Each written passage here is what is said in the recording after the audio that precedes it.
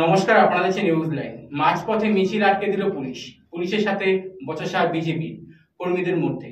আজ বিজেপি কর্মী 12 ঘন্টা বাংলা বন্ধ সফল করতে সকাল থেকেই পথে নেমে যায় বিজেপি কর্মীরা। বিজেপি কর্মী সঞ্জীব ভামাল বলেন, আমরা দোকানদারদের অনুরোধ করেছি হাত জোর করে, জোরপূর্বক দোকান বন্ধ করিনি।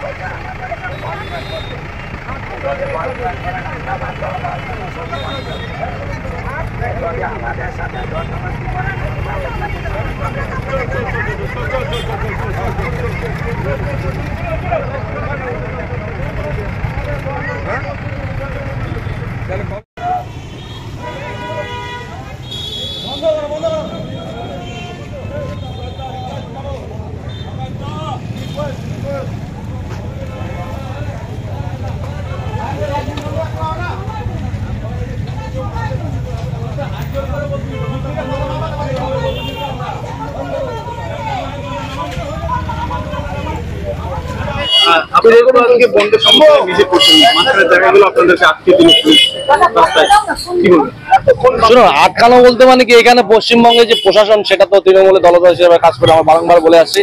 তা বারংবার প্রশাসন দেখে প্রমাণ দিচ্ছে।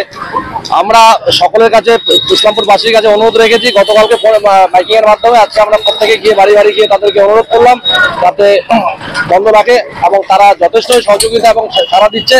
প্রশাসন আমাদেরকে মানে জবরদস্তি আমাদেরকে ওখান থেকে ঘেরালো, ঠিক আছে সারাদিন আজকে আমাদের 12 ঘন্টা বন্ধ আছে, যদি করলে হবে না, আমাদেরকে মিলে চলতে হবে। কিন্তু 12 ঘন্টা বন্ধ এটা হবে, ইসলামপুরে হচ্ছে এবং ইসলামপুরের মানুষ 12 ঘন্টা বন্ধ পালন করবে।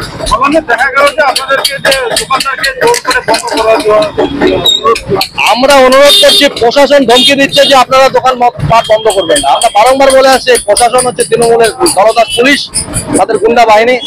আর কি বলবো, সঞ্জীব ভাওয়াল।